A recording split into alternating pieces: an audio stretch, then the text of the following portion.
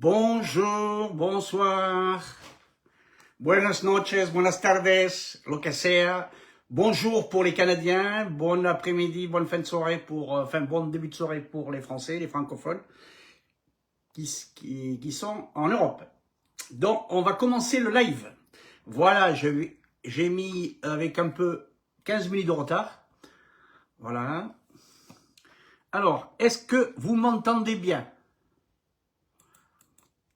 Toujours le rituel classique. Alors, nous sommes en direct. Allez, alors attendez, tac. Je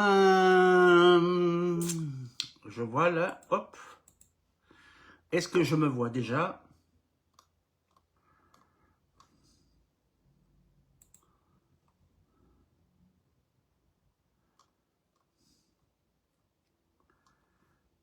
Là.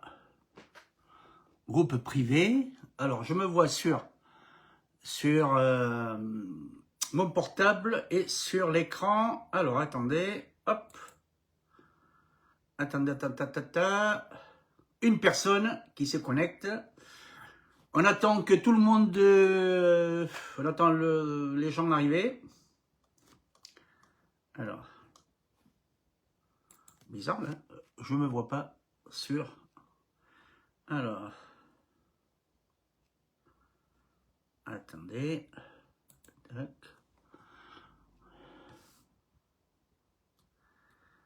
Alors, est-ce que vous me voyez sur l'écran? Parce que moi, je ne me vois pas. Ah oui, c'est bon, je me vois. Oui. Et je like. Alors, dites-moi si le son est bon. Si le son est bon, vous likez. Et vous mettez un petit commentaire. D'où vous me voyez en ce moment. Alors, on va faire le live, la thématique, c'est les banques en Espagne. On va faire un grand aperçu de toutes les banques existantes sur l'Espagne, enfin les principales.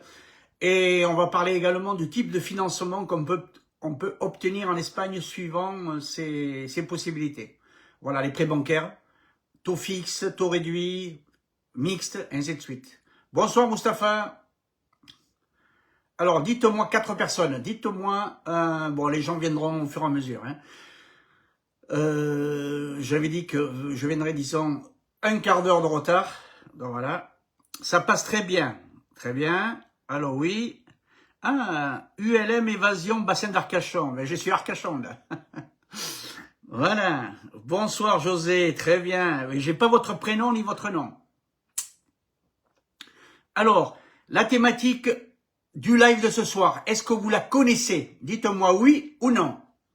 Est-ce que vous connaissez la thématique de ce soir concernant le live de ce soir? J'attends vos réponses. Linda, bonsoir. Buenas tardes. Linda, fidèle au poste. Hein.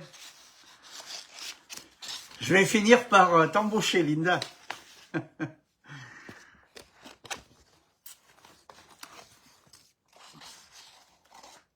Voilà, ce sont des anciens clients qui ont acheté sur la Costa Dorada. Voilà, pendant la période du Covid, où on ne pouvait rien visiter. Incroyable. Ouais. Et il s'avère qu'ils sont très heureux dans leur petit nid douillet de cette belle Catalogne du sud, de la Costa Dorada. Voilà. Alors, le live, ça va être la thématique, on va parler des banques en Espagne, en direct. Donc, vous allez voir les meilleures banques en Espagne, pour moi, celles que j'estime intéressantes, sachant qu'il y a en ce moment, il y a de grands mouvements bancaires qui se font. La Sabadell est en train d'être rachetée par le BBV. BBV, Banco de Bilbao, Vizcaya y Argentaria. C'est plutôt une banque basque qui achète une banque catalane, qui ont changé leur optique. Ils ont mis leurs sièges sociaux sur Alicante pour ne pas être tributaires de la législation catalane. Voilà. Après, on va faire en détail concernant toutes ces banques-là, ainsi que la Caixa. Et il faut savoir que les banques changent constamment de politique tarifaire chaque 2 ans, on pourrait dire. Donc, il faut pas avoir peur de les mettre en concurrence. C'est comme la France, hein. Ce sont leurs fonds de commerce, ils délivrent bon des comptes bancaires, des prêts, des services. Ils proposent également des assurances. Voilà, plus vous avez de services chez eux, plus ce sera intéressant pour négocier les frais bancaires. À savoir que, bon, j'anticipe un peu, à partir de 700 €, s'il y a des mouvements de 700 €, les frais bancaires sont réduits à 0. Mais bon, moi, ils sont plus qu'à 700 € et ils m'ont facturé. Il suffit simplement de leur écrire et de les mettre en demeure que vous passez voir leurs confrères et ils font le nécessaire. Voilà. Dans la thématique, les banques en Espagne, pour ouvrir un compte, c'est-à-dire obligation d'ouvrir un compte, on n'est pas obligé parce que je vous en parlerai avec la loi CEPA, avec avec les mesures européennes. Vous pouvez garder votre compte chez vous, en Belgique pour les Belges et les Français en France, mais je vais vous expliquer les petites astuces parce que je vois dans beaucoup de groupes de mauvais conseils. Tout dépend à quoi est utilisé votre compte bancaire. Si vous avez un appartement ou une maison que vous mettez en location, je vous conseille vivement d'avoir un compte bancaire espagnol. Pourquoi? Parce que s'il y a un problème de prélèvement, s'il y a un problème dans un compte étranger ou autre, au niveau des impôts, l'équivalent de l'EDF, Hidroelectrica et Aqualia coupe les alimentations dont vous pouvez vous retrouver avec votre locataire sans eau et électricité. Donc, ce sont des économies de bout de chandelle. À savoir que si vous louez, les frais bancaires sont déductibles de vos revenus fiscaux espagnols. Expediente 210 qu'il faut faire, c'est la déclaration 210 pour les revenus locatifs. Voilà. Et tous ces frais-là sont déductibles. Donc les gens achètent. Enfin, moi je pars du principe, vous achetez en Espagne, faites travailler le peuple espagnol, les banques espagnoles. Bon, c'est sûr. Par contre, mettez-les en concurrence parce que certains abusent. Bon, après on rentrera en détail concernant les comptes non résidents et les comptes résidents. Donc, qui c'est qui a déjà un compte en Espagne? Des personnes qui regardent en ce moment. 19h20, donc, il y a... Allez. Alors.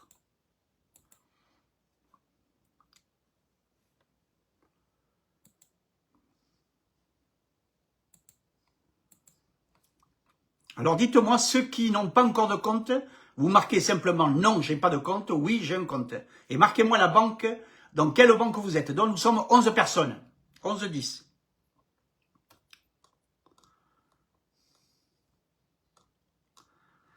Alors, ce qui est curieux, c'est que ce live a été lancé il y a plus de 2 semaines et il n'y a que 10 personnes. À croire que ça n'intéresse pas...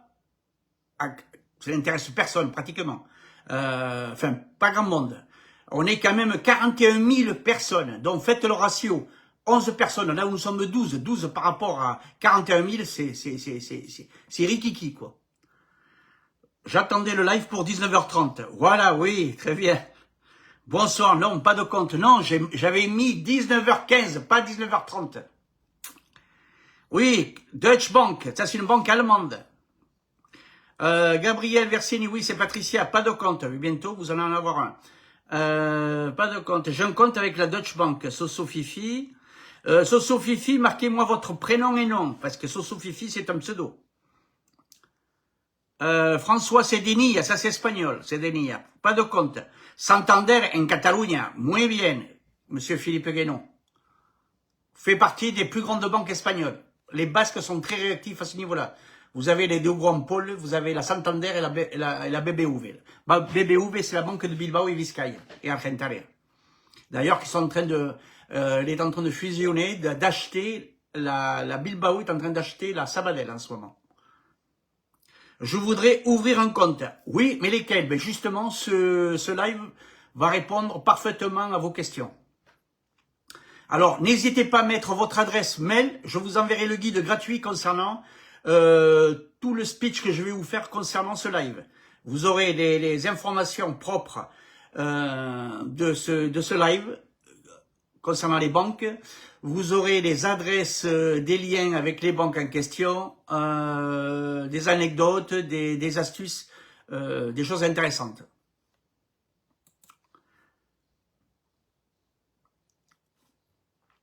Bon, là, on va commencer. Nous sommes 13 personnes. On attend encore 14-15, si vous voulez. Voilà. Il faut se chauffer un peu. Hay que calentarse. Como dice, la máquina se tiene que calentarse. Voilà. Alors. Bon, cette semaine, vous m'avez pas trop vu. J'ai pas trop posté. Enfin, c'était des posts automatiques. La minute de l'immobilier. Bon, sachez que ces posts, je les ai préparés il y a un mois et tout est programmé. Donc, ça sort automatiquement vers midi. Tac, les posts minutes, info immobilier que vous avez. D'autres posts, c'est Anita qui est derrière, qui suit un peu le mouvement, et elle m'envoie également des annotations. Pourquoi? Parce que j'ai mis mon focus cette semaine concernant deux accompagnements que j'ai, notamment, il y a la dame qui est en train de me regarder, là, Christine, sur la Costa Brava. Donc, j'ai pris contact avec les Espagnols, avec des agences. Je crois que j'ai fait un post à ce niveau-là. J'ai contacté à peu près, j'ai un listing de 350 annonces. Sur les 350 annonces, j'ai sélectionné 80 biens. Dans les 80 biens, il y en a déjà une dizaine qui ont été réservés. Ça part très très vite en ce moment. Voilà. Pourquoi? Parce que c'est les produits qui sont sur la Costa Brava et l'immobilier est très demandé et très recherché, même à l'intérieur des terres. Là, je vous parle des produits qui sont entre 30 à 40 km du bord de mer. Pourquoi? C'est les sites, parce que la plupart des francophones, voire même étrangers, britanniques, commencent à s'éloigner un peu du bord de mer parce que le bord de mer commence à être un tarif inaccessible, voire très très cher. Notamment sur Bégour, Yafran, Calais, Yale Palafrugel, Saint-Frid-de-Guixols, Blanes, Lloret de Mar, voilà. Et j'ai également une visite de contrôle technique d'une superbe villa d'un client que j'accompagne, où je vais visiter la villa. C'est une option supplémentaire que j'ai proposée au client il a pris la Formule 2. Normalement, il a droit à un seul déplacement lors de la signature où je l'accompagne en finale. Mais là, j'ai quand même une conscience professionnelle et je vais quand même lui faire un diagnostic technique, thermique concernant la maison qu'il achète. C'est quand même une certaine somme, donc il vaut mieux que ce soit parfait. Voilà, sachant que les diagnostics thermiques, les diagnostics, les DPE en Espagne sont très très succincts et très très décalés. Donc je vais vérifier s'il y a de l'amiante, je vais vérifier la structure gros œuvres, les secondes œuvres, donc pas mal de choses. Bon, on attend un peu. Là, on était 15, c'est passé à 11, ça descend. Bon, sachez que le live va être également enregistré. Il sera sur la chaîne YouTube. Donc, j'ai rendez-vous au consulat d'Espagne pour finaliser la double nationalité. Après, je voudrais ouvrir un compte. Oui, ça c'est bon. Bon, n'hésitez pas à me poser déjà des questions. J'y répondrai une à une à la fin du live. Bon, alors, on va commencer. Pourquoi ouvrir un compte bancaire en Espagne avant d'acheter son bien? Voilà. Vous projetez d'acheter une maison, un appartement ou un terrain en Espagne. L'ouverture d'un compte espagnol est une étape incontournable pour faciliter votre projet et bien plus encore. Pourquoi? Parce que le compte est intéressant, parce que Bon, c'est un moyen pour acheter l'appartement, pour louer également, pour acheter une voiture, et ainsi de suite. Bon, l'étape également, il faut également avoir le NI. Avant d'ouvrir un compte, il faut que vous soyez en possession du NI. Número de identificación de extranjero, le NIE. Je répète, n'achetez rien, ne prospectez pas et ne signez rien tant que vous n'avez pas ce fameux NI. Vous avez deux possibilités de l'avoir, soit dans les consulats étrangers dans vos pays respectifs, consulat d'Espagne, vous demandez un rendez-vous et ça va vous coûter un forfait de 10 € à peu près.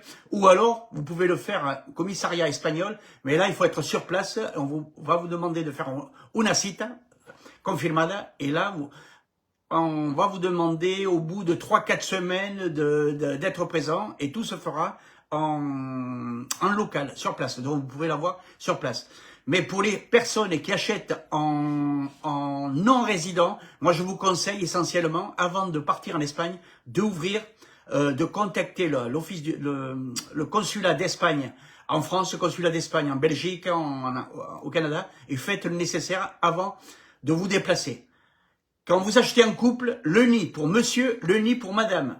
Si vous avez des enfants, vous voulez vous expatrier, les enfants n'ont pas besoin de NI. Simplement, c'est un certificato de residencia. Et ça, c'est autre chose. Et ensuite, il faut faire ce qu'on appelle se recenser à la mairie, ce qu'on appelle l'empadronamiento. Voilà.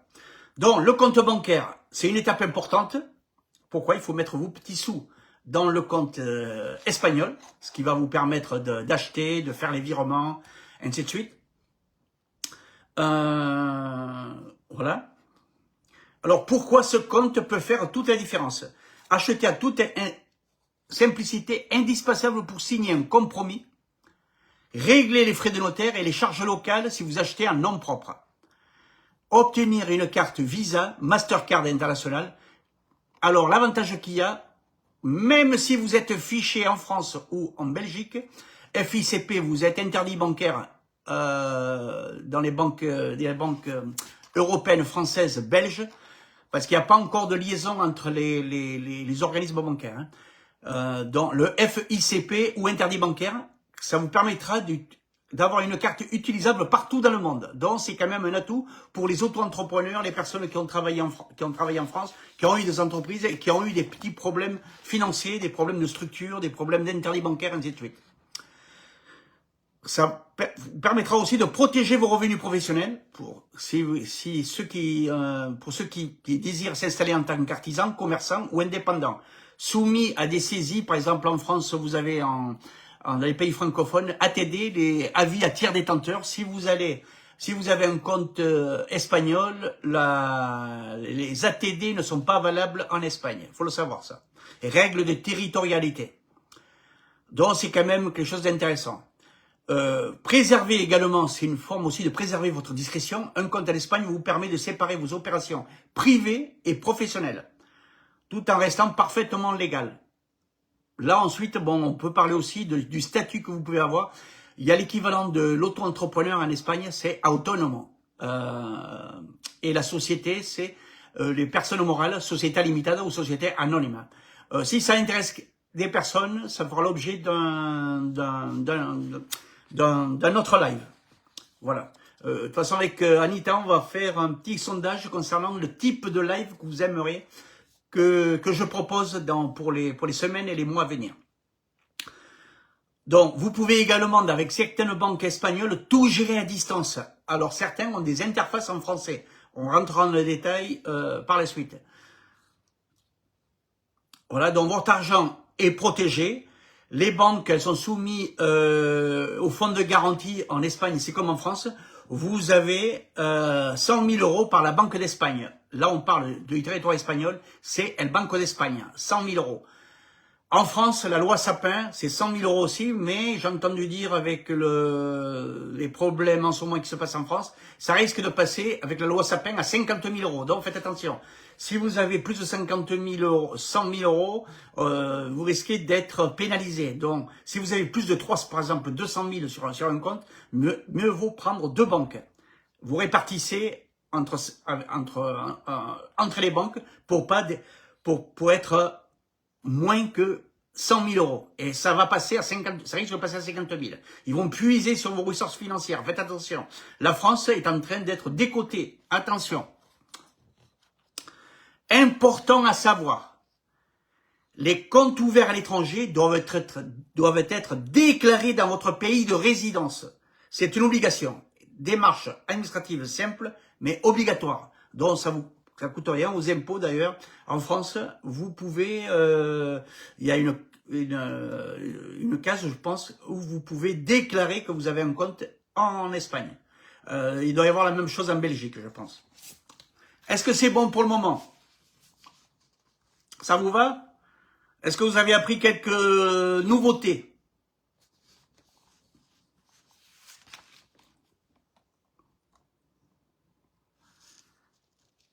Voilà, merci de nous donner les banques qui ont un service à la clientèle en français et interface. Oui.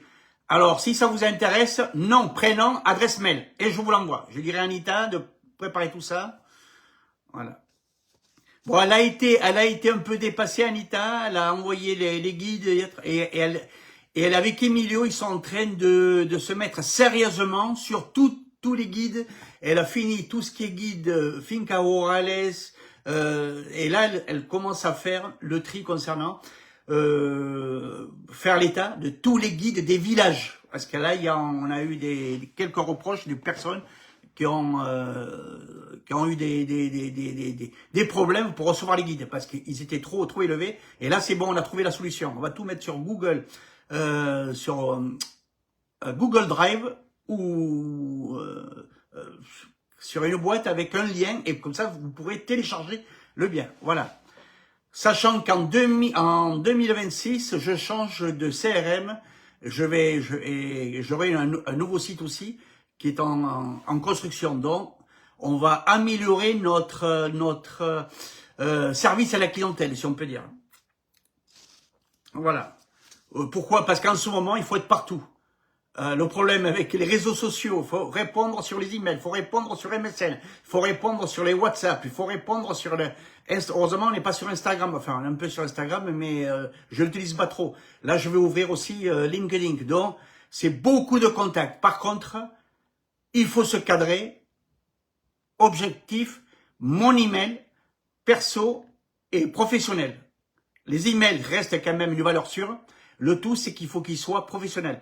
Le problème que j'ai aussi, c'est que je l'ai pas rendu. C'est pour ça que je construis un nouveau site internet où il y aura mon nom, prénom et finira par com. Donc, ce sera avec une adresse professionnelle mail. Logiquement, on devrait avoir moins de spam. Donc, les courriers, vous allez le recevoir. Et on est partisan de la réglementation RGPD aussi bien en France qu'en Espagne. Et croyez-moi, on ne vous harcèlera pas de mails. Ce n'est pas ma conception, je ne suis pas là pour faire du forcing. Ce sont les gens qui m'appellent, qui m'envoient un mail. Et parfois, moi je leur dis souvent, réservez vos places, préservez vos places d'abonnement, d'accompagnement, coffre sérénité. Pourquoi? Parce que je ne vous le relancerai pas. Je ne vous appelle pas, ni par mail, ni par téléphone. Donc, voilà. Tenez en compte. C'était un petit aparté. Alors,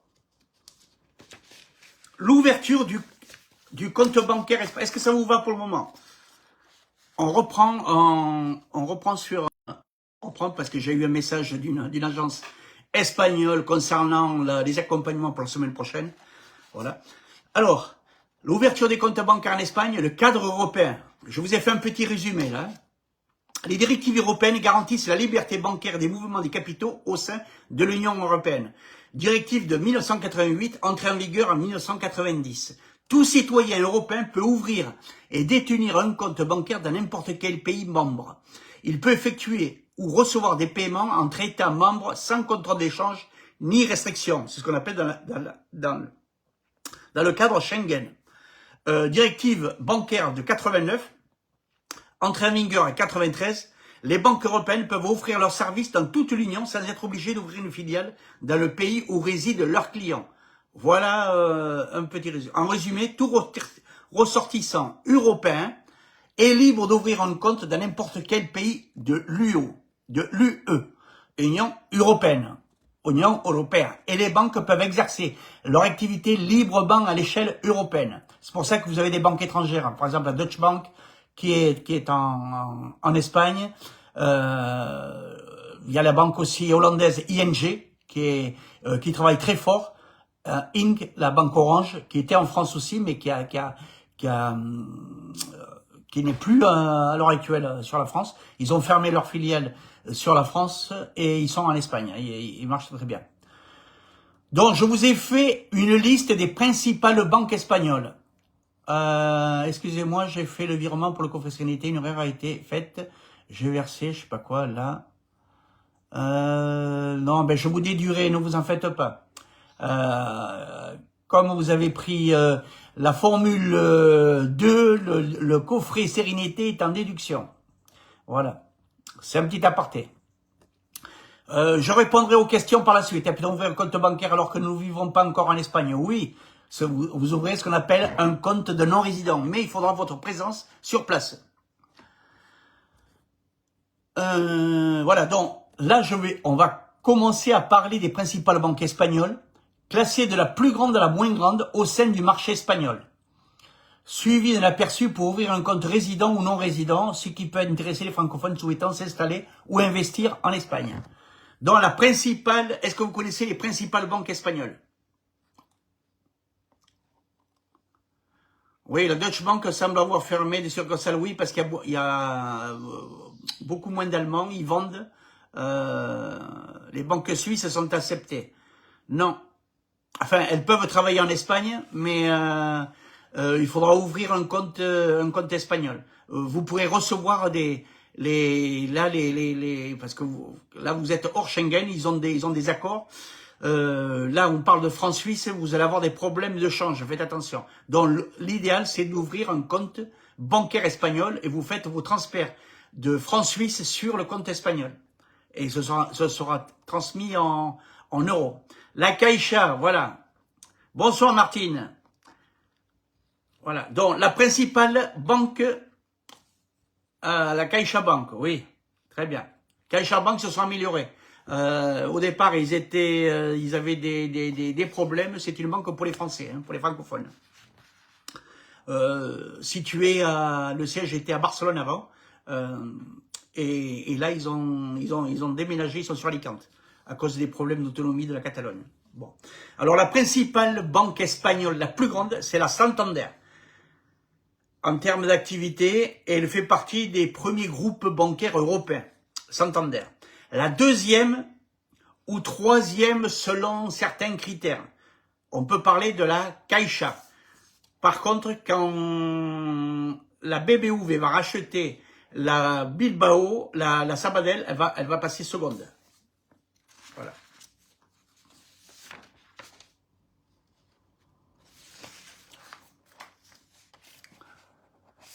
Donc, Banco de Bilbao, Vizcaya, ouais, ING, c'est une banque hollandaise. La banque Orange, ce qu'on appelle. Banco Bilbao, Vizcaya, Argentaria. Autre banque majeure, très forte en Espagne et à l'international. Hein. Ensuite, vous avez la Banque de Sabadell, qui est banque de taille plus modeste que les trois premières, mais bien connue, très connue par les francophones et les Belges, surtout, et très bien implantée sur la Costa Brava, sur la Catalogne, et ils ont développé des antennes un peu partout, on les retrouve même en Andalousie. Donc, pour les comptes, voilà, ça c'est les principaux comptes, les banques espagnoles. Vous en avez la cinquième aussi, une banque espagnole, c'est la Banque Inter. Banque plus petite dans le panorama national, mais souvent citée. Et ensuite, vous avez d'autres banques aussi, celle qui a racheté le CIC, c'est Abanca, c'est une banque basque. Et ensuite, on peut parler aussi des caisses régionales. Unicaja, Caja Rural, c'est plutôt des caisses rurales. Cajamar, Unicaja, Caja de Granada, ainsi de suite. Voilà. Prenez toujours une banque une banque espagnole, où il y ait des correspondants français, enfin des correspondants francophones. Comme ça, vous paierez moins de frais quand vous ferez vos virements. Sachant que dans le cadre européen, il y a une législation, c'est les virements SEPA. Donc, ça reste dans le cadre européen. Bon, les banques à éviter, non, il y en a... Enfin, il faut comparer, alors, voir un peu la relation que vous avez avec votre directeur de banque, parce que certaines personnes, chaque banque, c'est un peu comme en France, ils nomment un directeur de banque dont vous avez des relations privilégiées, mais au bout d'un certain temps, 3 ans ou 4 ans, ils le font déménager pour qu'ils prennent la gérance d'une autre succursale pour pas qu'il y ait copinage, pour pas qu'il y ait des frais, pour pas qu'il y ait des facilités au niveau avec la direction en question. Voilà. Sachant que les agents immobiliers notaires travaillent avec toutes ces banques-là. Toutes ces banques-là peuvent faire les chèques aux porteurs. C'est les chèques certificats d'or. Chèque, quand vous achetez en Espagne, le dernier chèque, c'est un chèque bancaire espagnol, de la banque espagnole, ou alors vous pouvez faire un chèque, un virement OMF, par transaction, c'est-à-dire que vous faites la logistique auparavant, et ensuite, lors de la signature notaire, il suffit simplement d'avoir une application, et vous donnez l'ordre à votre banque de débloquer le fonds, comme quoi c'est bon, vous avez signé, et qu'il peut faire le transfert. Alors, comment on peut savoir celles qui ont des services en français? Dans le questionnaire, dans le guide que je vais vous envoyer. Celles qui ont les interfaces en français, il y aura même des copies écran, comme ça vous verrez un petit peu à quoi ça ressemble. Par contre, une chose très importante, il ne faut pas oublier le statut dans lequel vous allez ouvrir le compte. Au départ, moi je conseille à tout le monde d'ouvrir un compte de non-résident, des non-residentes, cuenta de non-residente. C'est le plus simple. Pourquoi? Parce que vous achetez, vous êtes en transit, donc vous déménagez, vous faites tout le processus d'achat depuis la France jusqu'à l'Espagne, et une fois, quand vous êtes installé en Espagne au bout de 1 an, enfin plus de 6 mois, là vous pouvez devenir adopté, avoir la résidence espagnole. Au-dessus de 183 jours. Donc, si vous revenez en France, donc vous pouvez faire les allers-retours, moins de 183 jours, et ainsi de suite. Par contre, prouvez toujours que vous faites, si vous voulez être non-résident, prouvez toujours que vous restez moins de 183 jours en Espagne. Donc, vous faites, avec votre carte bancaire espagnole, vous faites des retraits en France, en Belgique, pour montrer que vous êtes à l'extérieur et non pas sur le territoire espagnol. Pourquoi? Parce qu'ils sont en train de contrôler ça, justement parce qu'il y a beaucoup de Français, entre guillemets, de francophones, qui font des allers-retours, qui, à cause des impôts, ils font des va-et-vient, justement pour ne pas être... Ils habitent en permanence en Espagne, mais ils sont plus souvent en Espagne qu'en France, donc ils risquent d'être requalifiés. Et donc, dans ce cas-là, vous êtes traité comme résident fiscal espagnol et toutes les charges qui vont avec. Donc, cuidado con esto. Faites attention avec ça. Donc, alors, compte non résident, pour les francophones souhaitant ouvrir un compte en Espagne, vous avez 2 possibilités. Compte non résident au départ, qui peut se transformer en compte résident. Non résident, vous n'êtes pas fiscalement résident en Espagne, vous habitez à l'étranger ou vous n'êtes pas encore installé. Résident, vous habitez en Espagne, ou vous allez y habiter, vous avez également un numéro NI des étrangers et un certificat de résidence, Les procédures de documents divergeront entre si vous êtes résident ou non. Alors, exemple concret, avec Santander, il existe une ligne online pour non-résidents, compte en ligne pour non-résidents, que vous pouvez ouvrir avec un passeport depuis certains pays.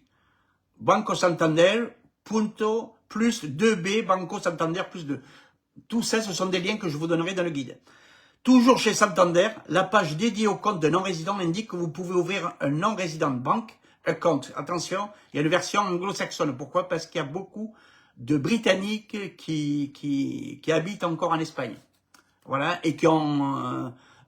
ce sont les premiers acheteurs en Espagne. Voilà.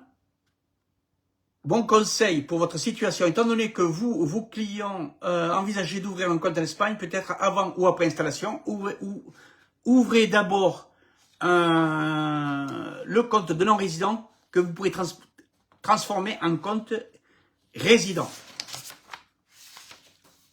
Voilà. Alors, privilégiez un compte de non-résident dans une banque comme le Santander, BBV ou la Sabadell, voire même la Caixa. Par contre, une fois que vous devenez résident avec l'adresse NI, il est judicieux de passer à un compte résident, ce sera obligatoire. Pour bénéficier de meilleures conditions, vous aurez de meilleures conditions, moins de frais, des conditions favorables pour si vous prenez un prêt pour acheter un autre bien, vous aurez 80% l'obtention, si vous êtes résident espagnol, vous avez moins d'apport à donner pour l'achat d'un bien, alors que si vous êtes non résident, vous aurez l'obligation, enfin, on vous demandera l'obligation d'avoir 30 à 40% d'apport pour acheter un bien. Voilà, oui, quel apport mini pour un emprunt sur une banque espagnole? Ça fait partie des prêts immobiliers espagnols. Je le mettrai également, j'ai fait un guide totalement gratuit aussi, comment emprunter en Espagne avec les banques espagnoles pour les non-résidents et résidents. Il suffit de me mettre dans le commentaire live guide emprunt bancaire et guide sur les banques. Voilà. Donc, faut bien sûr vérifier dans les petites lignes les frais, les conditions, versement minimum. Quand vous êtes résident dans un compte résident, on demande la domiciliation des salaires, la domiciliation des pensions pour les retraités, ainsi de suite, et les documents également. Alors, pour chaque banque, là j'ai fait également un récapitulatif. Oui, je veux bien ces deux guides, Isabelle Massa. Pour aller plus vite, envoyez-moi sur mon email josequiros@gmail.com pour être sûr de l'avoir. Et vous me marquez les deux guides banques. Voilà, comme ça je vous l'enverrai. Pour éviter de le mettre sur le live pour pas que ce soit accessible à tout le monde.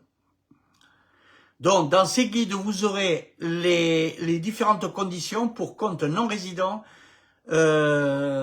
ainsi que ou résident pour, on parle de la Santander, de la CaixaBank, de la BBVA, Banco Sabadell et Banque Inter. Bon, je ferai un aparté aussi avec toutes les caisses rurales, qui sont quand même intéressantes, tout ce qui est Cajamar, Caja Mediterráneo, Caja Rural, on en trouve beaucoup du côté de l'Andalousie. Voilà. Est-ce que ça vous va pour le moment?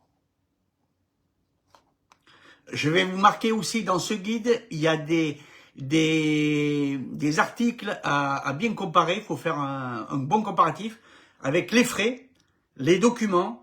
Vous aurez des supports. Voilà. Alors sachez qu'il y a beaucoup de banques, ils ont une interface en anglais, notamment la Santander. Il n'y a pas l'interface en français, alors que la Sabadell et la Caixa, vous l'aurez en français. Bon, ensuite, vous avez, c'est propre à chaque banque, hein, vous avez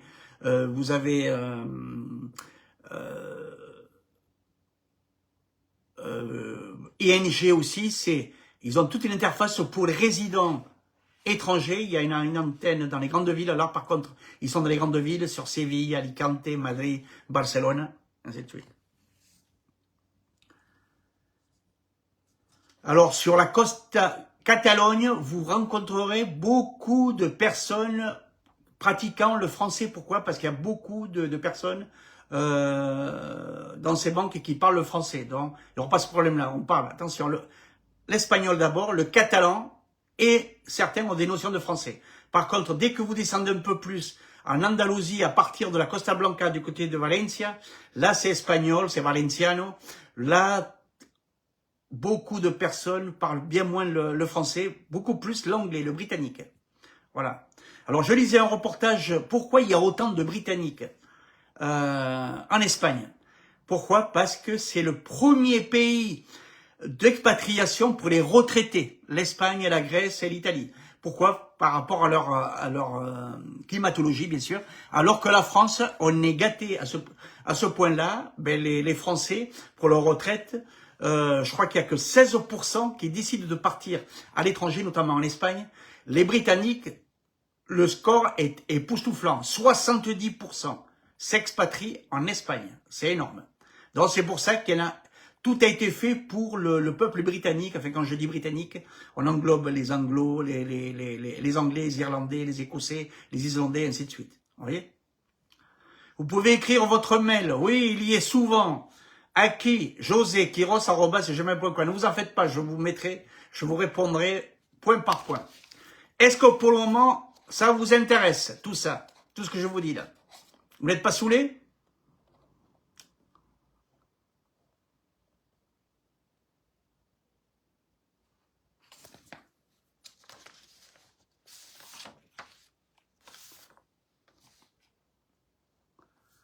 Alors, 5, 6.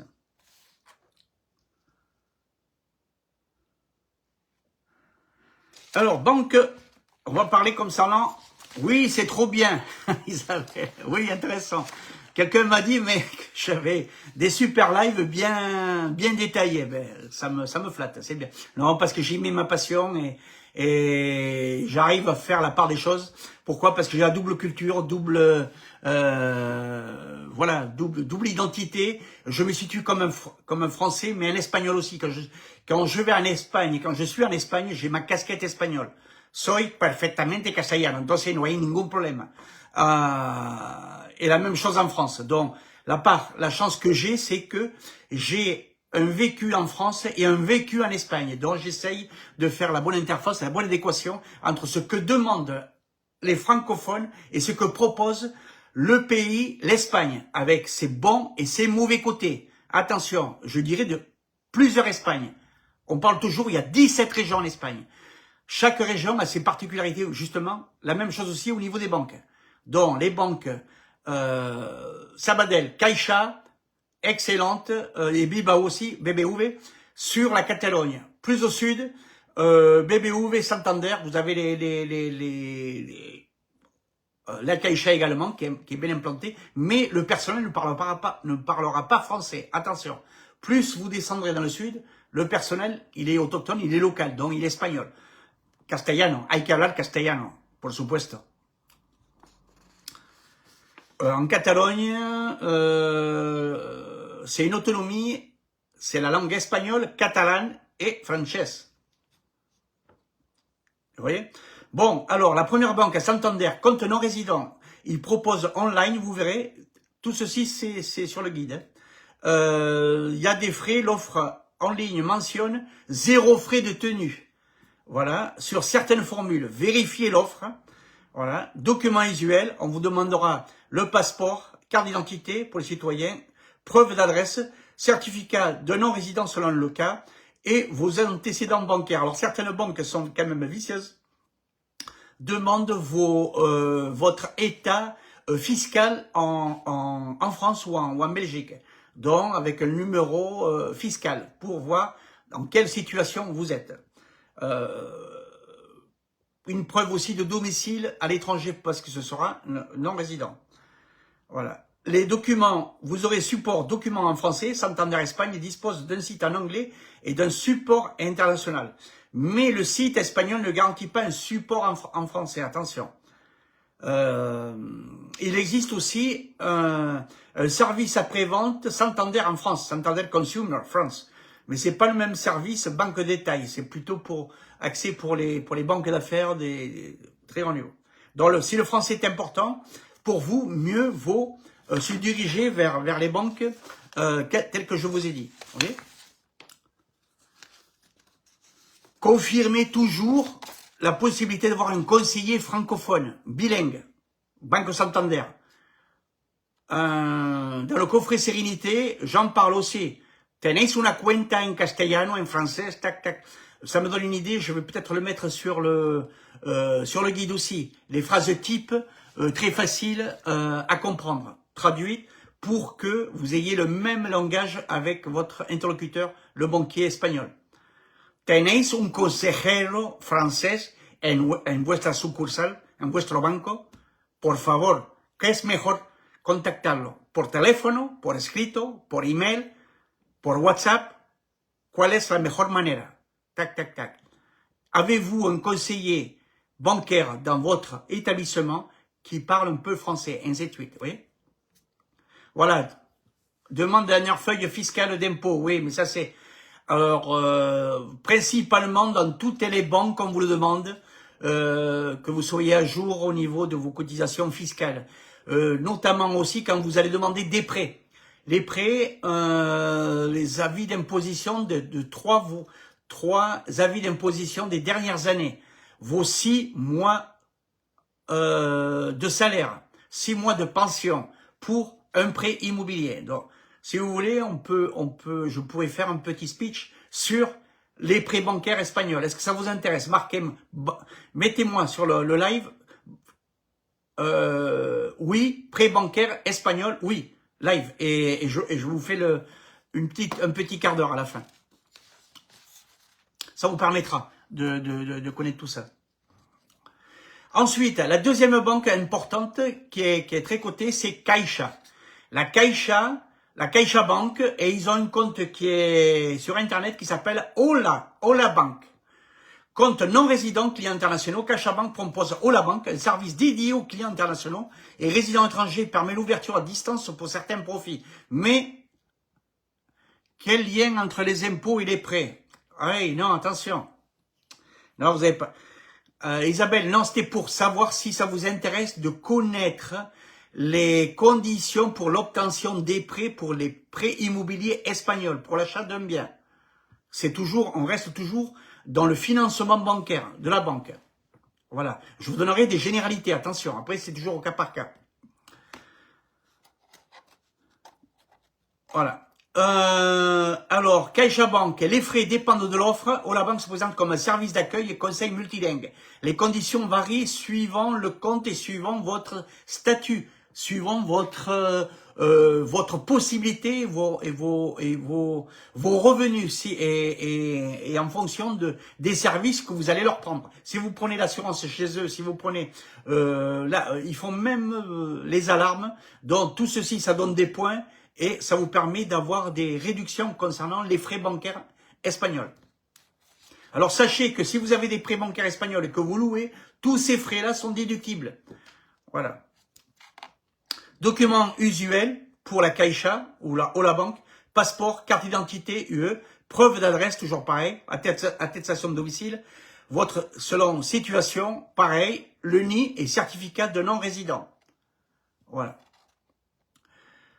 Support, tout point positif, la banque met en avant une équipe multilingue, un service qui parle votre langue. Et ils indiquent explicitement un service multilingue pour clients internationaux. CaixaBank dispose aussi d'une présence en France et d'un contact pour clients français. Voilà, pour les francophones, c'est un des meilleurs choix. Voilà, CaixaBank.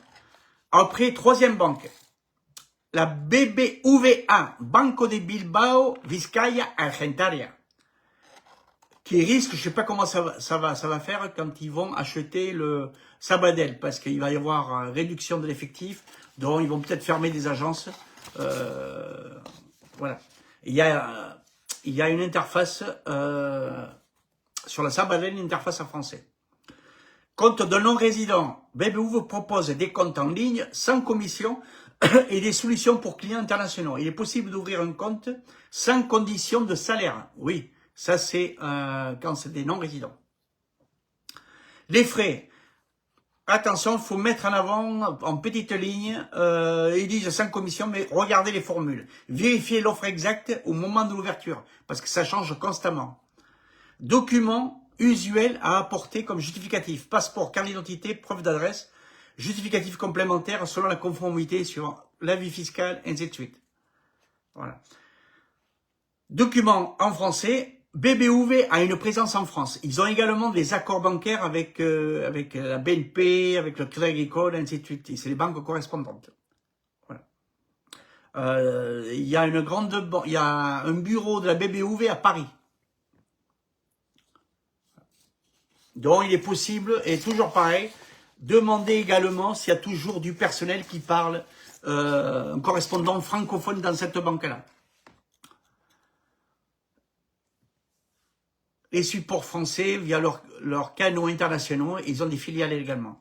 Ensuite, on va parler de la Banque Sabadell. Compte de non-résidents, oui, décrit comme spécialement conçu pour les non-résidents, ouverture de compte, c'est très simple. Vous pouvez avoir la carte bancaire, faire des virements, tout ceci avec une interface sur le net également. Les frais, vous avez les frais en fonction de la formule des services que vous allez prendre. Plus votre compte va avoir des liquidités, une trésorerie importante, plus les frais vont baisser. Les virements sont gratuits. Voilà, les virements internes sont gratuits aussi. Vous pouvez avoir un compte par famille, un compte joint aussi, c'est possible, ou un compte nominatif, personne par personne. Un compte pour monsieur et un compte pour madame. Avec une procuration de una cuenta a la otra. Donc, dans ce cas-là, il faudra avoir une procuration signée par un notaire. Ce qu'on appelle une procuration bancaria. Attention. Imaginons que vous prenez un compte, vous êtes un couple, le monsieur peut avoir une procuration pour disposer des liquidités qu'il y a sur le compte de madame. Et pour ça, il faut avoir une procuration notariale. Alors, documents usuels pour la Banque Sabadell, pareil, passeport, carte d'identité, preuve d'adresse dans le domicile fiscal, l'attestation fiscale, voilà. Généralement, Sabadell promet, il y a toujours un gestionnaire qui parle votre langue. Ils ont toujours un correspondant français moi je m'entends sur la Costa Brava, Costa Dorada, essentiellement sur la Catalogne. Sur d'autres régions, ce n'est pas automatique. Il faut faire très attention. Donc c'est quand même une banque axée pour les francophones. La Sabadell, elle a quand même des atouts. Et c'est toujours pareil, négocier les frais bancaires. Pourquoi? Parce que vous pouvez toujours mettre à jour vos conditions bancaires annuellement. Voilà. Alors, Banque Inter, compte non-résident, oui. Alors, c'est une banque qu'on trouve souvent sur Alicante, sur Madrid, sur c'est une ville une banque très dynamique en Espagne. Beaucoup de promoteurs immobiliers l'utilisent parce qu'ils ont des conditions au départ, c'était vraiment une banque d'affaires. Voilà. Des produits pour non-résidents et expatriés. Ils ont même des comptes en devises. Là, on parle pour les Canadiens ou pour les Américains également. Banque Inter propose des comptes sans condition et des produits spécifiques, comptes en devises sans frais de change pour transfert en même devise. Toujours pareil, vérifiez les offres qui vous sont proposées. Voilà, documents usuels, même chose aussi, passeport, carte d'identité, preuve de domicile, et autres documents suivant la spécificité de la banque. Bon, c'est généralement toujours pareil, attestation de domicile, revenus fiscaux, l'alias fiscal, enfin l'avis d'imposition, voilà, l'avis d'imposition si vous avez payé votre avis fiscal, quoi, avec le numéro fiscal. Et là, c'est pareil, la même chose aussi, certaines banques peuvent avoir des correspondants qui maîtrisent la langue française. Est-ce que c'est bon pour vous pour le moment? Donc, on va récapituler. Documents habituellement demandés pour un compte de non-résident. Passeport, carte d'identité, preuve d'adresse, facture récente, preuve d'adresse, c'est-à-dire la domiciliation postale, certaines demandent des relevés bancaires, c'est rare, et certificat de non-résidence, on l'obtient au consulat de police en Espagne, pour le certificat de non-résident, ou preuve de raison, si vous avez, comme quoi vous allez acheter un bien en Espagne, vous dites je vais acheter une résidence secondaire au départ, dont je vais être non-résident. ça va vous servir aussi d'avoir des justificatifs aussi pour justifier la provenance des fonds que le notaire va vous demander par la suite. Ils sont très stricts. D'ailleurs, c'est l'objet que c'est le rôle du notaire. Il regarde les identités et la provenance des fonds. Voilà les deux entités principales. Oui, je vois le NI. Le NI, il le faut aussi. Número de identificación de extranjero. Attention, et pour les Espagnols, c'est le NIF. El NIF, número d'identification fiscale. Pour les étrangers, le NI, N-I-E, on vous le demande aussi, ou vous pouvez leur dire que vous êtes en train de faire les démarches pour l'avoir. Par contre, ce qui est sûr, c'est qu'au moment de l'acte notarié, impératif d'avoir le NI. Si vous n'avez pas le NI au moment de l'acte notarié, la vente peut être annulée et vous perdez vos arts, et ainsi de suite. Hein. Attention, cuidado, j'ai déjà vu le cas se produire. Alors, si le français est important, pour vous, privilégiez CaixaBank, Colabank, Banco Sabadell, BBV. Toujours demandez présence, contact francophone, Sabadell met en avant gestionnaire parlant votre langue, avec service réduction gratuit. Les CaixaBank. Vérifiez les offres exactes. Lisez les petites lignes.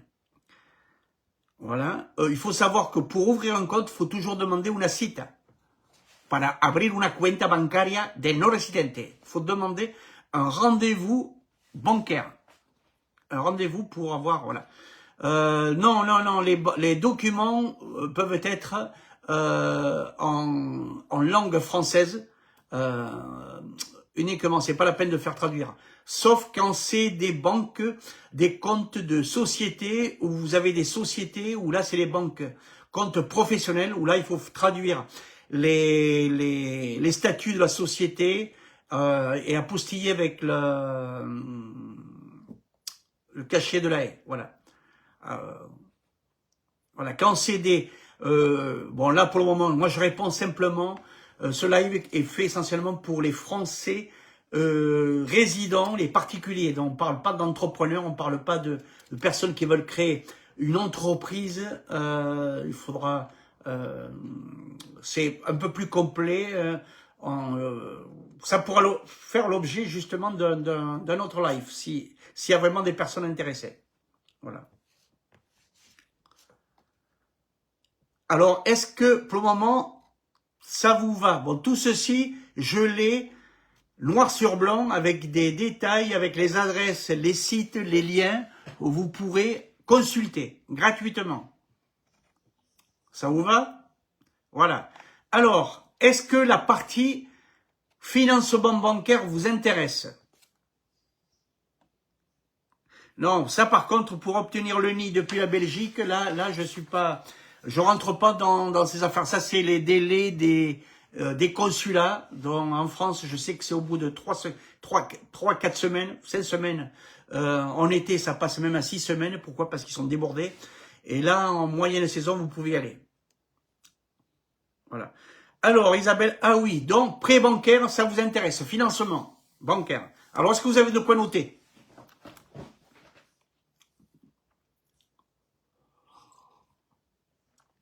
Alors, sachez que j'ai des partenaires financiers, des courtiers, aussi bien en France et aussi bien en Espagne, pour des financements de biens espagnols sur le territoire espagnol. Je vais vous faire un comparatif des deux. En France, c'est un partenaire avec qui je travaille qui a une double identité. Il est espagnol, j'en ai même deux qui font du courtage, un basé sur Paris, un autre sur Nantes. Et on a déjà fait des financements bancaires pour les biens. Lui, il bouge beaucoup concernant la France. Voilà, il connaît tous les organismes bancaires français en France qui acceptent de financer des biens en Espagne. Sachez que beaucoup de banques françaises refusent le financement de biens en Espagne. Pourquoi? Règle très simple, règle de territorialité. Le bien, il est sur le territoire espagnol, donc ils ne pourront pas faire d'hypothèque, ils ne pourront pas le mettre en caution, ils ne pourront pas faire de saisie. Donc ils vont faire une saisie sur le bien ou les actifs que vous avez en France. Si vous avez des actions, si vous avez des valeurs actives, c'est-à-dire des actions, des PEA, des comptes d'assurance, et ainsi de suite. Donc, la garantie va être prise sur vos biens en France. Si vous avez une résidence principale qui a déjà été payée, donc là, vous pouvez faire un prêt en France. Si vous avez des bons accords avec votre banquier, il peut vous prêter jusqu'à 80, voire 90% de la somme du bien en Espagne, sachez-le. Attention, il faut prévenir les banques françaises que le processus d'achat est complètement différent, bon, certains commencent à le savoir, de la France. C'est-à-dire qu'il n'y a pas de compte séquestre par le notaire. Ils payent directement le propriétaire, c'est-à-dire la personne qui a fait le prêt sur le compte bancaire espagnol. Il y a une procédure à mettre en place facile et de protection. Il ne faut pas qu'il fasse le prêt au vendeur. Le prêt va être réglé à l'acheteur, sur le compte de l'acheteur en Espagne. Et c'est l'acheteur en Espagne qui va payer le vendeur propriétaire. Attention, il y a une particularité à bien connaître et à bien maîtriser à ce niveau-là. Sinon, vous risquez de faire un virement de fonds au vendeur avant que la banque, parce que les banques, si tout est correct, certaines débloquent les fonds et vous pouvez, le vendeur peut avoir les fonds et vous n'êtes pas encore, vous n'avez pas l'acte de propriété. Faites attention à ça. Donc, j'ai des accords avec des courtiers français, j'en ai 2. Bon, vous pouvez démarcher vos banques aussi si vous les connaissez. Ils sont assez efficaces et assez, par contre, assez stricts. Alors, c'est-à-dire que c'est toujours pareil, ils peuvent financer 80 à 90% du bien en Espagne. Il faut que vous apportez entre 10 à 20%, 10% plus et 10% pour les frais supplémentaires qui concernent l'ITP, toutes les charges et tous les frais annexes, c'est-à-dire impuestos de transmisión patrimoniale qui varient suivant la région. Ça peut être la Catalogne 10%, la Comunidad Valenciana 10%, Comunidad de Murcia 8%, Comunidad d'Andalousie 7%, Comunidad de Madrid 6%, ainsi de suite. Tout dépend de la communauté, Comunidad de País Vasco 4%. Donc tout dépend de la communauté où vous achetez en Espagne. Comme je vous l'ai dit, il y a 17 petites Espagnes en Espagne, il y a 17 régions et chaque région a ses particularités. Au niveau des banques, au niveau de la juridiction, au niveau de l'urbanisme, ainsi de suite. Donc il faut s'adapter à tout ça. Deuxième chose, j'ai des courtiers en Espagne. Alors, et je travaille également avec toutes les banques espagnoles, celles que je vous ai citées. Banco BBV, Sabadell, Caixa, mais j'ai également Unicaja, les banques rurales également. Et j'ai des courtiers espagnols également. L'équivalent des courtiers français, comme en France, vous avez CAFPI, vous avez emprunteur.com, je crois, il y a des courtiers qui se financent, c'est-à-dire que les banques leur donnent des commissions. Ce sont des apporteurs d'affaires, vous voyez. Moi, je fais en sorte, moi, je me place en tant qu'apporteur de services. J'ai un langage très clair avec les banques. Moi, je vous mets en relation gratuitement. Je ne prends aucune commission des banques. Pourquoi? Ma prestation, c'est l'expertise urbanistique, légale, ainsi de suite. Donc, c'est un service supplémentaire que j'apporte. Je sais qu'il y a d'autres agences qui font, elles reçoivent des commissions de courtage concernant les banques. Moi, pour le moment, rien. Je fais en sorte de vous appuyer et que le prêt passe. Pourquoi? Parce que les banques espagnoles, elles ont une manière de travailler qui est très différente de la française. À savoir, si vous êtes non-résident, le prêt va être sur la base de 60 à 70% de la valeur de taxation. Je dis bien la VT, valeur de taxation, pour un perito ou pour une agencia de taxation, comme TINSA, comme Celsclar, comme Clearstone. Je travaille avec 4 ou 5 prestataires. L'avantage que j'ai aussi, je suis architecte, expert immobilier et perito immobiliario. Donc, je fais des estimations également en fonction du bien.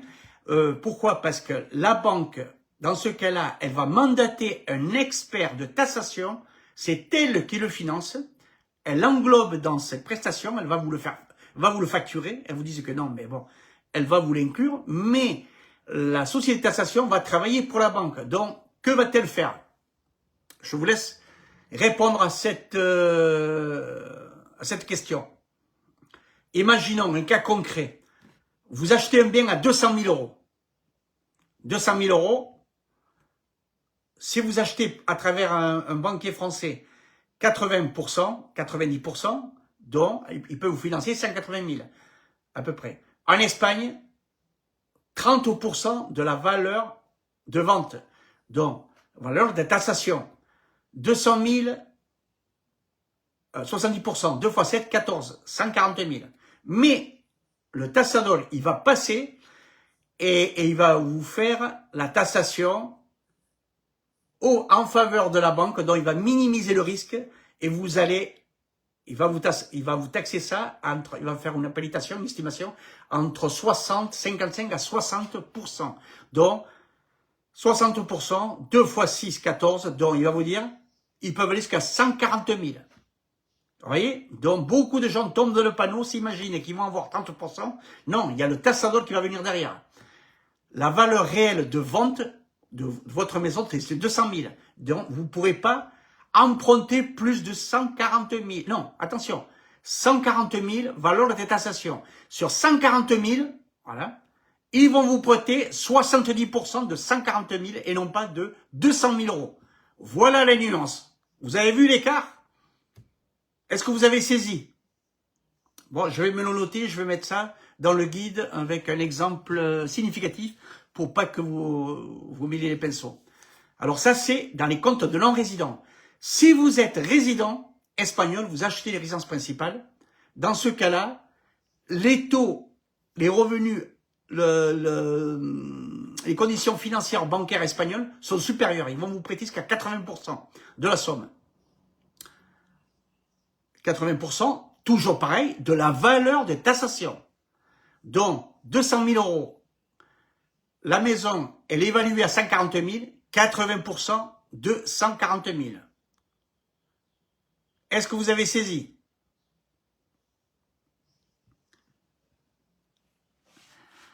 Oui, c'est plus long. Attention, en Espagne, si vous avez tous les éléments, si vous avez les bulletins de salaire, si vous avez les titres de pension, ils peuvent vous faire les financements très rapidement. Le tout, c'est d'être à jour de tous vos papiers. Par contre, attention, limite d'âge pour faire un prêt en Espagne, 75 ans. Donc, si vous avez 50 ans, vous pouvez faire un prêt de 25 ans. Si vous avez 60 ans, vous pouvez faire un prêt de 15 ans. Si vous avez 65 ans, pas uniquement 10 ans.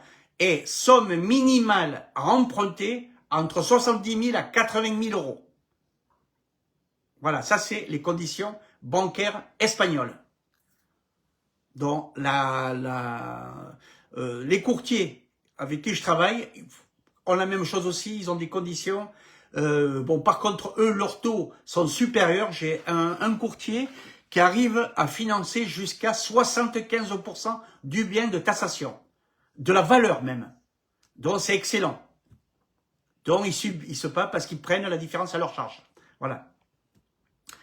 L'avantage qu'il y a, c'est que moi, j'apporte ma casquette d'expert perito, architecte, et je leur dis, bon, cette maison, elle est située dans ce périmètre-là, elle est localisée, il y a ce type de matériaux, il y a ce type de prestations, donc, faut pas la sous-évaluer, et ça peut passer. Par contre, je fais souvent des contre-expertises d'experts, des peritos. Et bien sûr, ça me coûte 300 €. Voilà. J'ai des sociétés de valorisation. Bon, j'ai négocié le prix. Normalement, c'est entre 400 à 500 €. Une société de taxation, elle facture entre 350 à 500 € sur une expertise. Voilà. Est-ce que ça vous va pour le moment? Là, ça concerne les prêts immobiliers espagnols. Vous voyez? Si vous êtes non-résident, 80%. Non, si vous êtes résident, 80%. Si vous êtes non-résident, 70%. Je dirais même, je suis réaliste, 60%. Montrez que vous apportez du cash. Montrez que vous apportez de l'apport financier. Donc, parfois, il est même utile de garder votre trésorerie et de prendre un prêt en Espagne, parce que le bien sera hypothéqué sur le territoire espagnol et vous aurez un bien hypothéqué sur la valeur d'usage. Voilà, la valeur réelle. Donc, et vous ne, ça vous permettra de ne pas vous dessaisir de toute la trésorerie. Vous voyez? Et en plus, si vous faites de la location, les intérêts d'emprunt sont déductibles. C'est un plus.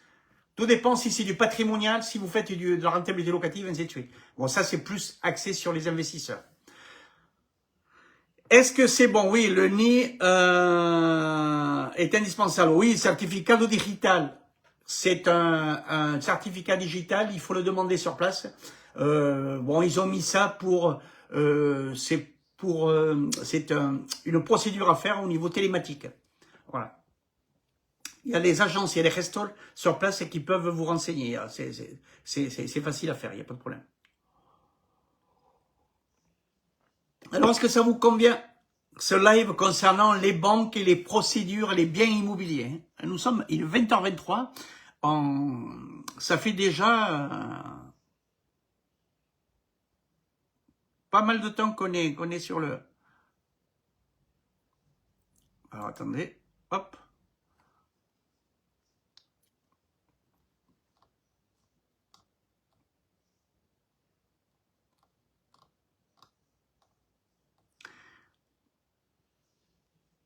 Bon, le live sera enregistré sur la chaîne YouTube, donc je vous y conseille. Alors là, ah oui, à partir de 2026, je suis en train de voir, on va basculer sur sur une plateforme ou sur Zoom, sur StreamYard. Je suis en train de voir les meilleurs pour faire comment on va dire des bons lives avec présentation de documents, des PowerPoint en direct. Ça vous permettra de visualiser tout ça d'une manière plus professionnelle.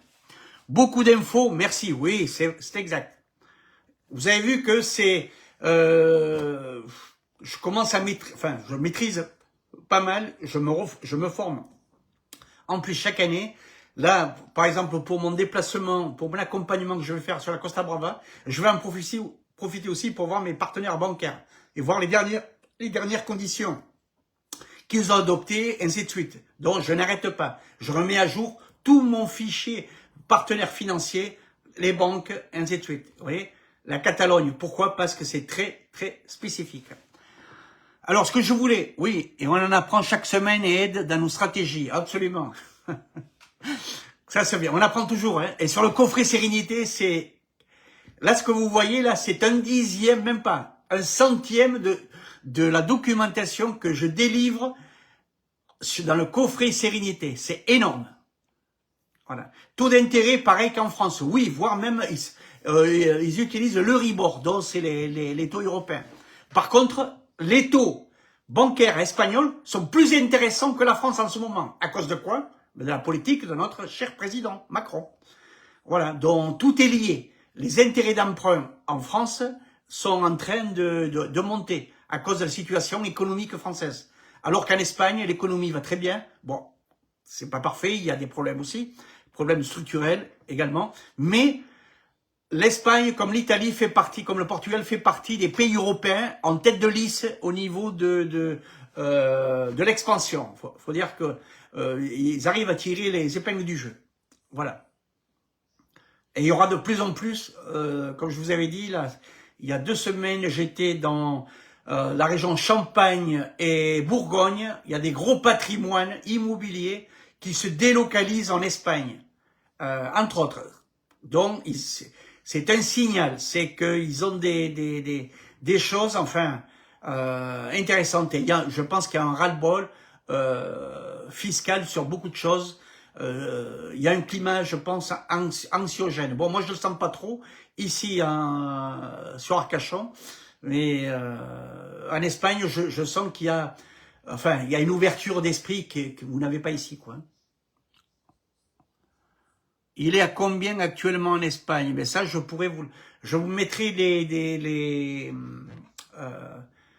liens justement pour l'avoir en direct avec les sources des périodiques économiques actuelle, l'équivalent d'Expansion, l'équivalent de Côté Bourse, de l'Écho, ainsi de suite. Ce sont des magazines économiques pour que vous puissiez consulter tout ça, des sources officielles. Voilà. Bonsoir Patricia, très bien. Bon, est-ce que pour le moment, le live vous intéresse? Les tendances de l'immobilier est en hausse ou en baisse en ce moment? Il se maintient. Il se maintient. Il faut savoir qu'il y a une conjoncture défavorable, enfin, pour mais la preuve, comme je disais tout à l'heure, j'expliquais l'exemple de l'accompagnement. Sur 350 biens que j'avais repérés, j'avais mis, que j'allais visiter, 10 sont déjà partis en moins d'une semaine. Et le bon produit au bon tarif, si tout est légal, ça part très très vite. Donc les personnes font... bon, il faut savoir aussi que les gens réservent rapidement. Moi, je préfère faire les vérifications. J'ai toute une manière pour bloquer le bien et je fais les vérifications en parallèle. Voilà, ça me permet aussi de... voilà, moyenne d'âge sur Arcachon, 85 ans. Non, bien plus jeune. Bien plus jeune. Voilà. Oui, c'est vrai qu'Arcachon, ça a été, je crois que la ville des retraités de France classifiée. Avec Andernos, il y a pas mal de villes, oui. Ouais. Bon, c'est très bien, Agnès, important de savoir tout ça, oui, mais il y a tellement d'informations à connaître. Voilà. Il faut savoir aussi, moi, regardez, aujourd'hui, regardez ce que j'ai lu en France. Taxer les riches. La folie Zuckman. Voilà. C'est la... je regarde un peu les... Voilà, taxer les... il y a une sinistrose, il y a les débats publics en ce moment, et c'est vrai que les Espagnols voient beaucoup arriver d'étrangers, notamment francophones, français, en ce moment. Avant, on voyait énormément de retraités, mais maintenant, c'est les jeunes quinquas qui commencent à s'expatrier. Et ça devient... c'est grave. Vous voyez? Oui, c'est ça ce qu'il faut, why not? Ouais. Bon alors, on va passer... Alors, on va passer questions-réponses. Je ne vais pas vous saouler sur mes accompagnements. Si vous voulez, bon, je vais vite faire un aparté rapidement. Les formules, il y a le coffret Sérénité où je dis, même si vous ne prenez pas, c'est toujours bien de savoir exactement l'information, qui est à 397 €. Il est en promotion. Le 8 novembre, il va passer à 697 €. Attention. Et au mois de janvier, on va arriver vers les 800 ou 900 €. Pourquoi? Parce que c'est déjà carrément un accompagnement. Et qui sera déductible de l'accompagnement 2 et 3. Donc, vous n'avez rien à perdre. Tout à gagner. Et également, je vais faire des lives spécifiques à ce coffret Sérénité où on rentrera en profondeur, en détail sur toutes les pièces. Donc, c'est une manière aussi d'acheter un bien, de prévoir votre achat pour 2020, 2025, 2026, 2027, 2028. Pourquoi? Parce qu'il va être constamment mis à jour. Voilà. J'augmente en janvier mes tarifs de la formule 3. Pourquoi? Accompagnement premium, c'est pourquoi? C'est celle où je me déplace, je cherche pour vous, je joue le rôle de chasseur de, enfin, pas chasseur de tête, chasseur de biens, plus expertise, plus accompagnement, c'est la totale, voilà. C'est une manière d'offrir un bon travail de qualité, c'est ce que proposent certaines personnes, j'ai vu ça, j'ai eu des postes, bon, j'achète en Espagne, pour ne pas le citer, fait ça, il y a Olé Immobilier aussi qui propose ça aussi, mais il faut savoir que tous ces gens-là sous-traitent la partie vérification légale, vérification juridique, vérification bancaire et vérification surtout urbanistique, où là, tout le monde tombe dans le panneau. J'ai déjà repris quelques dossiers, je ne veux pas le dire, de la deuxième société en question. Il y a des personnes qui sont passées par ces gens-là dans le groupe, Il y a eu 3 clients que j'ai repris entièrement le dossier concernant l'urbanisme. Donc, faire attention. Où trouver les ventes bancaires? Oui, ça c'est un autre dossier. Francine, il faut parler parfaitement espagnol et connaître tous les rouages espagnols. C'est comme les ventes aux enchères, au coupa. Si ça peut intéresser, je peux en parler lors d'un live. C'est quand même très particulier. Les banques aux enchères, les ventes aux enchères et les ventes de biens occupés qui sont bon, c'est axé pour les investisseurs et qui ne veulent pas, qui ne peuvent pas, qui n'ont pas besoin d'habiter rapidement dans le bien parce qu'il y a une procédure à faire qui dure d'une année à 2 ans, voire 3 ans. Attention, par contre, l'intérêt, il est là, c'est que vous pouvez acheter un super bien au tiers du prix. Mais attention, dans le quartier dans lequel il se trouvera, ainsi de suite. Et moi, j'évite toujours d'acheter des biens où il y a beaucoup de coûts, parce que tout se sait. Donc, il vaut mieux acheter là où c'est fiable, là où il n'y a pas de problème de sécurité, là où il n'y a pas de problème de risque naturel, comme les inondations, comme les risques de tremblement de terre, enfin ça existe, les affaissements de terrain. Du côté de Murcia, il y en a beaucoup, vers Lorca, ainsi de suite. Dernièrement, vous avez pu le voir, les zones sinistrées sur la Dana, sur Valencia, sur Murcia, sur Alicante Sud, sur Torrevieja, San Pedro Pinatar, Alcazares, San Javier, San Pedro de Pinatar, toutes ces zones-là, ces zones inondables. Il faut se retirer entre 8 à 10 km sur les versants en montagne pour ne pas subir l'eau. Ou si vous achetez en bord de mer, prenez minimum premier étage ou deuxième étage. Sinon, vous aurez des problèmes d'eau. Et les parkings, jamais achetés en souterrain, en bord de mer. Sinon, vous allez avoir votre voiture complètement fracassée par les inondations. Voilà. Donc, c'est les gens, je le répète souvent, j'insiste, ni les agences locales, ni le notaire ne vous diront rien concernant les risques naturels. Ils sont pas obligés. Donc, ils connaissent un peu les réponses, mais ils ne consultent pas les ABAG, ils ne consultent pas justement les cartes et les zones à éviter, ainsi de suite. Et beaucoup de gens, croyez-moi, tombent dans le panneau. Voilà. La P7 Tarragona, oui, c'est l'autoroute qui fait tout le sud sur depuis la Costa de la Catalogne jusqu'à Alicante, elle va. Donc, comme je disais, je ferme la boucle, je ferme la parenthèse sur mes accompagnements. Le produit de base, coffret sérénité. Déjà avec ça, vous avez sacrés atouts pour acheter votre bien. Je donne énormément d'informations utiles, traduits en français, en anglais, les actes qu'il faut faire, les pièces à demander aux prestataires espagnols, sur quoi mettre le point pour faire le focus, pour faire la vérification, ainsi de suite. Et ensuite, les accompagnements classiques, c'est moi-même qui m'occupe de faire les vérifications légales, juridiques, urbanistiques et touristiques également. S'il n'y a pas d'anguille sous roche, si tout est correct pour faire un achat serein. Ceux qui prennent le coffret sérénité, le montant est entièrement déduit si vous voulez, si c'est trop compliqué pour vous, complètement. Donc, vous n'avez rien à perdre, vous remboursez à 200%. Donc, c'est excellent. Voilà. En ce moment, j'ai beaucoup d'accompagnement en Formule 2. C'est vous qui recherchez, avec mon aide bien sûr. Je vous envoie les biens dans la Formule 2, vous avez beaucoup d'éléments qui viennent du coffret sérénité, comment chercher sur quel site, les lettres à envoyer, comment répondre, comment contacter les agences, est-ce que c'est par téléphone, est-ce qu'il n'y a pas WhatsApp, les tournures de phrases, la terminologie, le type pour pas que vous n'ayez de problème, ainsi de suite.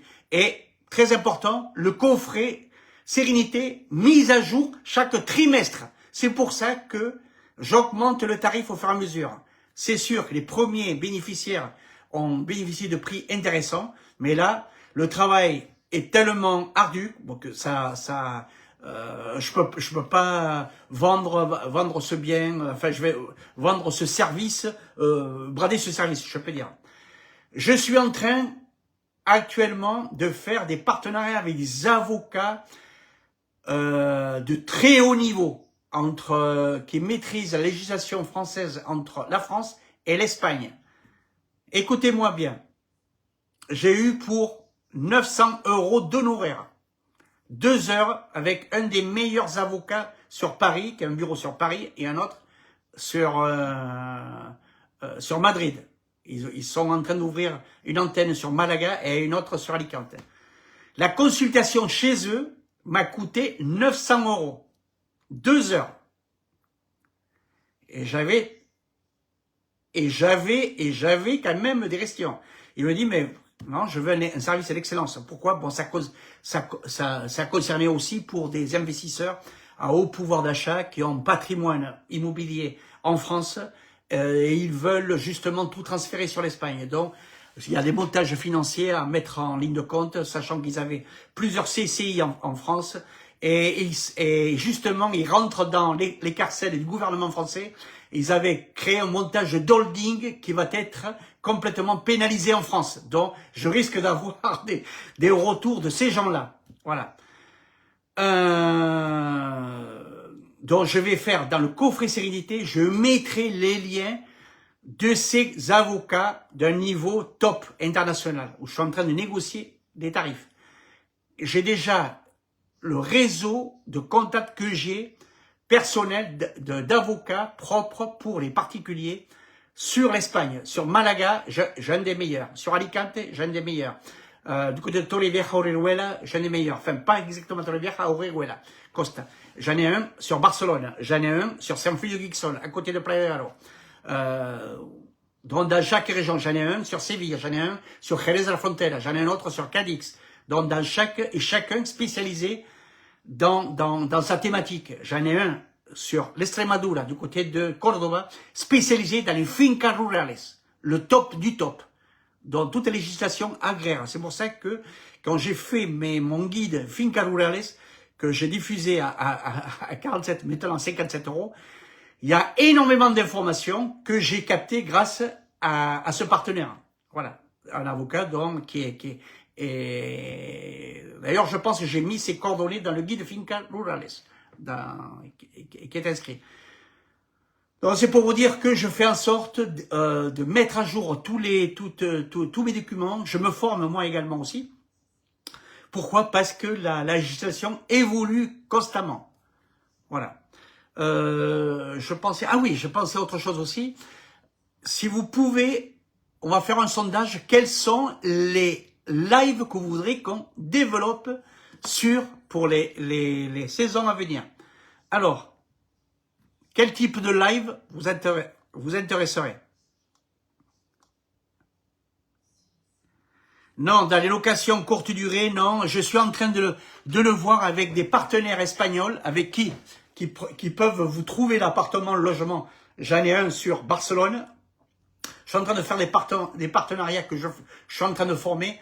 J'en ai un sur Barcelone, je vais en avoir un sur Alicante et un autre sur Malaga, Torredemar, pour faire du locatif, parce que c'est quand même une recherche. Alors, pourquoi? Parce que j'ai une demande de personnes qui viennent en location dans le but d'acheter par la suite. Donc, c'est ce que je conseille à tout le monde, si vous ne connaissez pas la région, de vous imprégner du lieu pour voir, de faire un ressenti si ça vous plaît ou pas. Parce que faites attention, il y a beaucoup de gens qui achètent à la va-vite et ensuite vous risquez d'être déçu du lieu où vous achetez. Alors, je me suis rendu compte aussi, il y a un secteur qui est bien développé en France, qui concerne aussi les baby-boomers. Ça peut être intéressant. J'ai un très bon partenaire en France qui fait du viager. Est-ce que le viager en Espagne peut vous intéresser?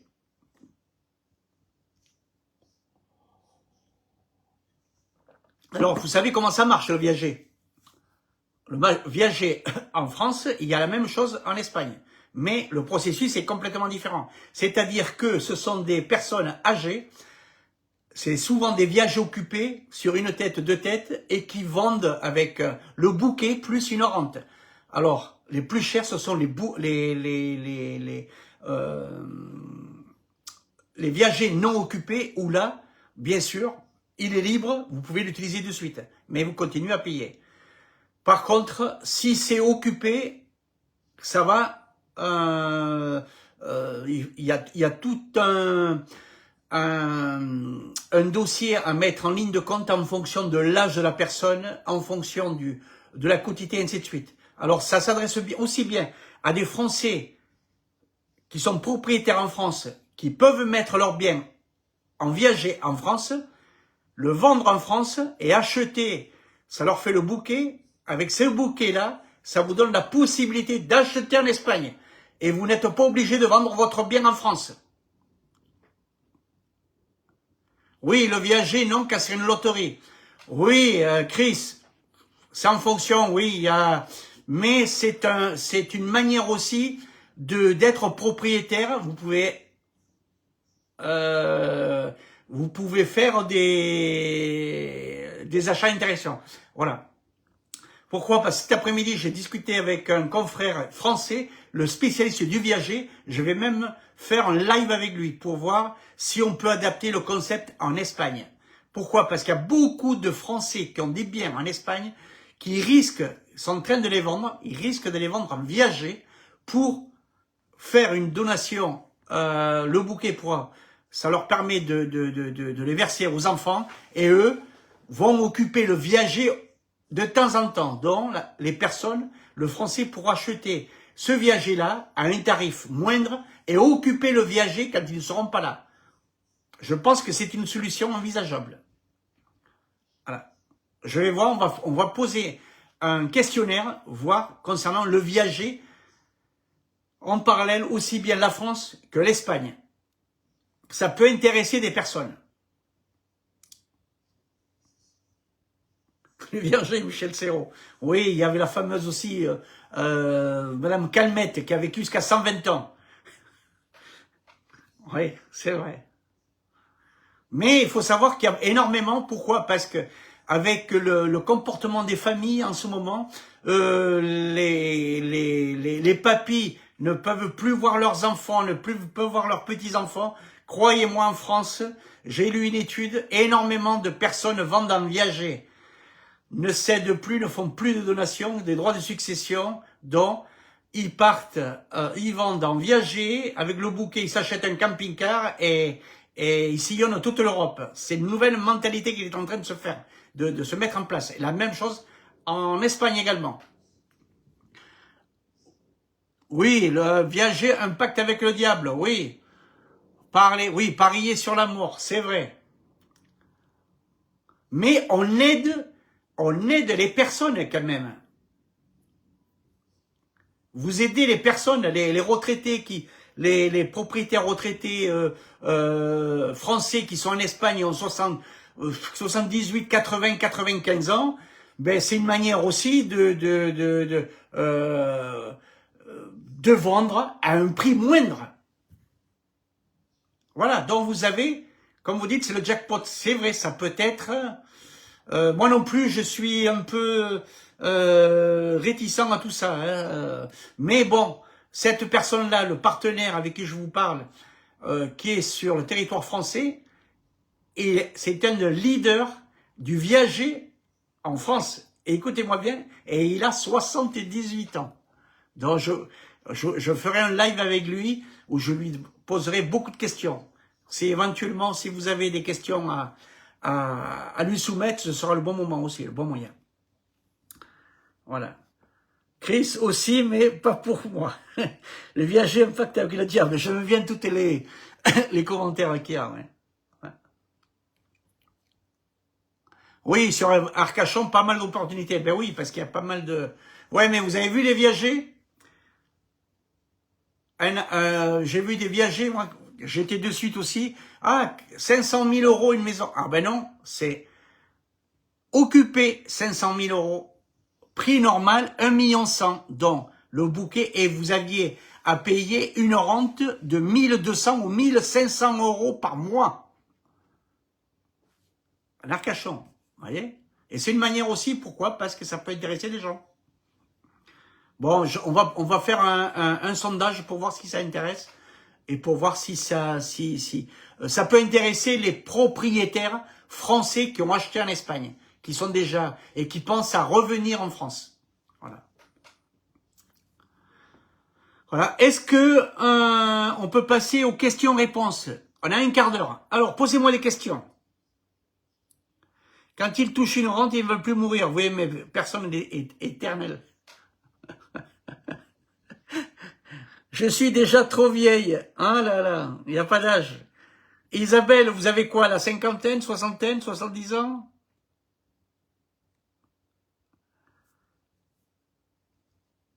Bon, il y a 125 commentaires. Oh là là, faudrait que... Et nous sommes 14 personnes. Bon, on est passé jusqu'à des 18 et là, ça commence à chuter un peu. Alors, posez-moi des questions. Allez, je vais vous répondre. Alors, question, est-ce que déjà ce live, ça a été intéressant pour vous? Du moins la partie concernant les banques. Je ne parle pas du viager. Hein. Concernant le mouvement bancaire, le milieu bancaire espagnol. Est-ce que ça vous va? Marquez également votre nom, prénom, nom et adresse mail, ou vous me l'envoyez par mail. 58, mais vous êtes jeune. Et vous me mettez, si vous désirez, le guide des banques et le guide des prêts, les prêts bancaires. Très intéressant, même si nous, on n'a pas besoin. Francis Blond, oui, vous êtes riche, cash.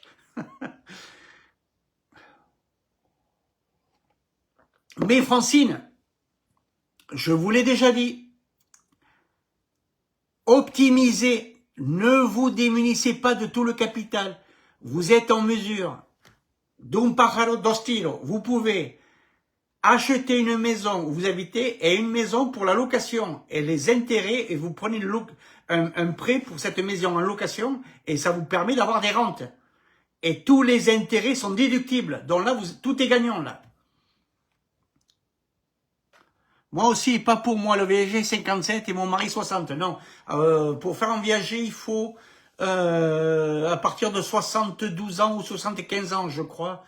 Il y a des chiffres exacts. Mais il faut savoir que les gens qui héritent maintenant ont entre 45 à 50 ans maintenant. Très intéressant à voir quand je ferai le pas. Ouais. Mañana por la mañana. Step by step, étape par étape. Il y a un temps pour tout. Temps de réflexion, temps de maturité pour le projet, ainsi de suite. Je vais vous contacter pour une recherche sur la Costa del Azar. Quel endroit sur l'Azar? Peñíscola, Alcoceber, Oropesa de Mar. Mieux que le casino, oui Philippe. Bon, je vois qu'on est toujours, ça crée de l'interactivité, ce viager. Viager. Viager, Viagra, c'est presque, hein, viager, il y a le R, bon, avec le A. Faudrait intervertir un peu. Ah, un live sur la succession. Oui, mamma mia. ISD, Impuesto, Sucesión y Donaciones. C'est un sujet très, très vaste et très spécifique à chaque cas, à chaque communauté et à chaque type de bien. Si la personne habite en Espagne, si elle habite en France, s'il est résident, non résident, s'il est résident, si une partie de la famille est en France, habite en Espagne, si il fait partie de la Comunidad Valenciana, Comunidad de Madrid, c'est spécifique. Je pourrais vous faire un live très général et ensuite, bon, ça vous donnera déjà de bonnes informations par rapport à la France. Je pourrais faire un comparatif avec ce qui se fait déjà en France. Est-ce que les intérêts sur maison principale sont déductibles des impôts sur le revenu? Non. Sauf si vous louez la maison. Mais ce sera une maison principale Il faudra louer les périodes où vous n'y serez pas. Oui, la succession. Peñíscola. Oui, Peñíscola, avec le fameux hôtel Papaluna. Très bien. Je connais parfaitement Peñíscola. Quand j'avais la centrale de réservation Kirosimo, on louait beaucoup sur Peñíscola.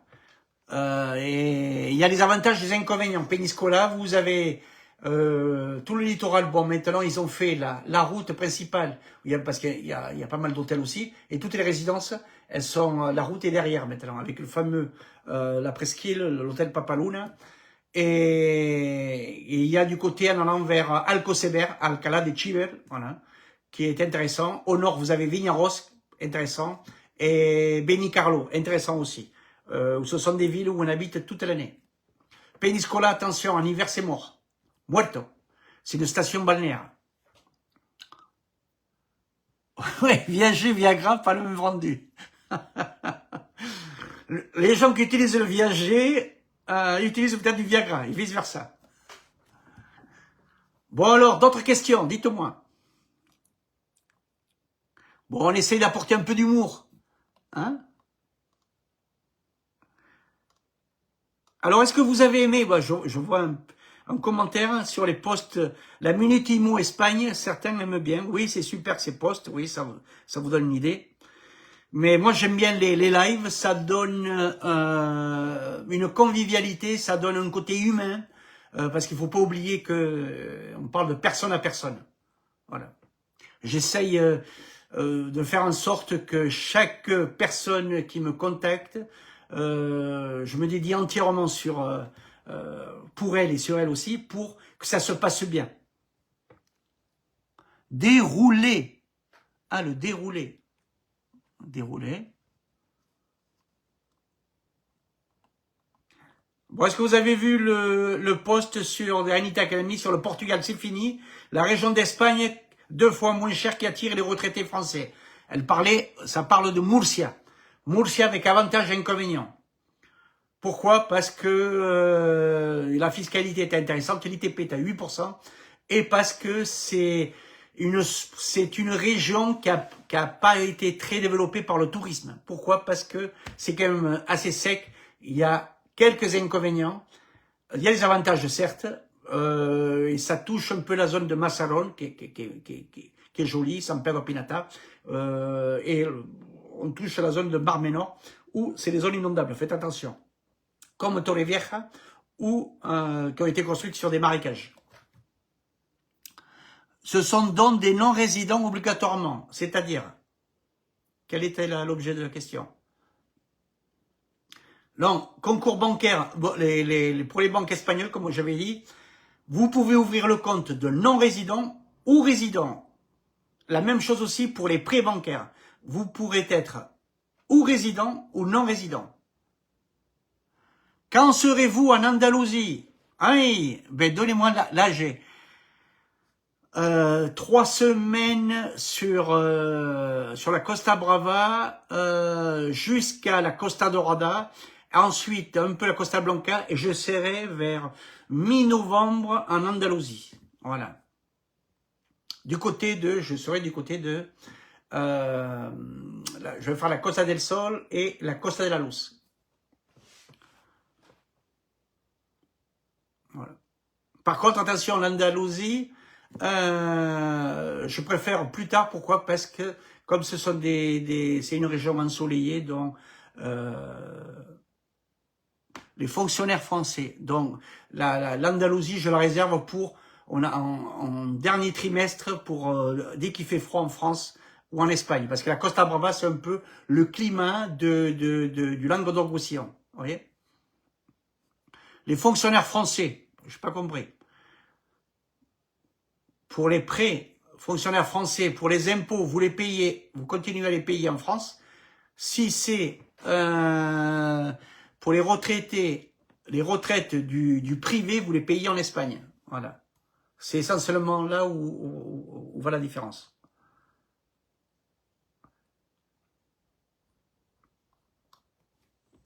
Demain, j'irai de ce pas à Sabadell car je ne suis pas satisfait de la Deutsche Bank. Service à la clientèle médiocre. Ja, ich glaube, si vous n'êtes pas allemand, c'est sûr. Sabadell, oui, mais la Caixa, allez, c'est simple, allez voir les trois principales. Santander, Caixa et Sabadell. Et la BBV. Bon, la BBV, elle va reprendre la Sabadell, donc ça risque de changer. Les retraites aux fonctionnaires français doivent payer leurs impôts. Oui, les retraités français espagnols continuent à payer les impôts en France. Les retraités des entreprises privées payent en Espagne. Voilà, là aussi je ferai un live sur le traitement fiscal des revenus pour tout ce qui concerne les revenus des non-résidents et revenus des résidents au niveau des tranches fiscales. Ce qu'on peut dire, ce qu'on ne peut pas déduire. CaixaBank, oui, très bien. CaixaBank, ils ont même aménagé maintenant les locaux d'une certaine manière. Ça fait plus open bar, vous avez même des coins café et tout. C'est pas mal ce qu'ils ont fait. Okay. Sur mes clients, j'ai merdé des clients sur Barcelone, top. Ils ont été top. Sur mes clients, sur l'Andalousie, top aussi, du côté de Cadix. Côté des Chiclanes, très bien aussi. Voilà. Donc je serai éternellement non-résident. Tout dépend. C'est simple. Pour être non-résident, il faut être non-résident en France. Non, attention. Non, vous pouvez être... Non. Faut pas confondre la résidence et vos pensions pour les impôts. Vous paierez les impôts en France, mais si vous passez plus de 183 jours en Espagne, vous serez résident espagnol. Voilà.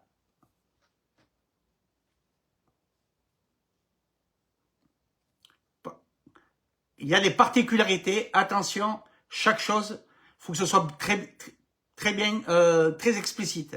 Faut pas tout mélanger. Bon, encore une question. On prend deux autres questions. Il est 21h50. Isabelle Massin, non, juste toutes les pensions de fonctionnaires sont taxées dans le pays qui paie les pensions.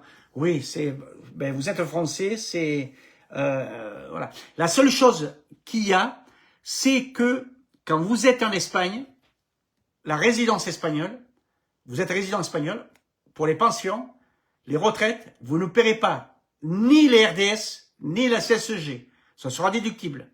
Donc ça, faudra en tenir compte, il faudra faire remonter l'information à votre caisse de retraite. Faites attention, certaines personnes ne le savent pas. Pourquoi? Parce que vous ne bénéficiez pas, vous n'êtes pas sur le territoire français, ou francophone, RDS et CSG, c'est pour la France, c'est pas pour la Belgique. Et la Suisse, c'est autre chose encore, c'est les piliers, enfin, il y a d'autres. Voilà. Très intéressant. Merci, Patricia. Alors, le live sera enregistré sur la chaîne YouTube. Voilà, vous pouvez la voir indéfiniment. Sur le groupe Facebook, il sera simplement jusqu'à extinction de la diffusion par Facebook. Ils éliminent les vidéos au bout de 15 jours. Voilà. Sur ce, quelle serait votre annotation de dernière minute? Et je ferme avec ça. 21h.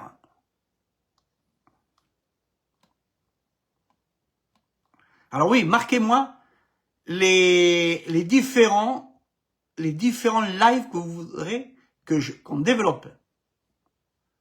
Succession, j'ai vu. Les produits bancaires espagnols, je crois. Alors, je vous contacte rapidement pour Peñíscola. En Formule 2 ou Formule 3? Dites-moi. Les tapas sont avancés. Oui, excellent live. Gracias. Bon. On a passé du temps. J'ai pas vu le temps passer, comme toujours. Ça part très très vite. Alors, imaginez quand il y aura les PowerPoint, les slides, et donc là, ça va être des lives au moins de 2 heures. Très interactifs, ce sera très bien. 9,5 à cause du viager, lol. Vous êtes fantastique. Oh là, muchas gracias. Bon, moi, ça me permet... Non, c'est quelque chose que j'adore parce qu'il y a du lien. L'avantage qu'il y a, c'est qu'avec Zoom ou les autres plateformes, non, surtout Zoom, vous pourrez même participer oralement. Et je pourrai voir vos visages. Voilà. Donc là, on va clôturer. Il est 21h02. Voilà. Donc la semaine prochaine, je serai sur la Costa Brava.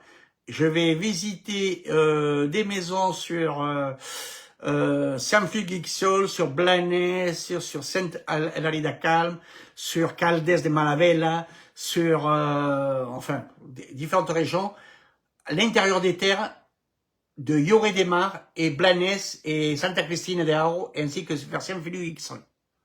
Voilà. Très bien, sur ce, hasta la próxima. Et ma mère me disait, si Dios quiere, si Dieu veut. Hasta mañana.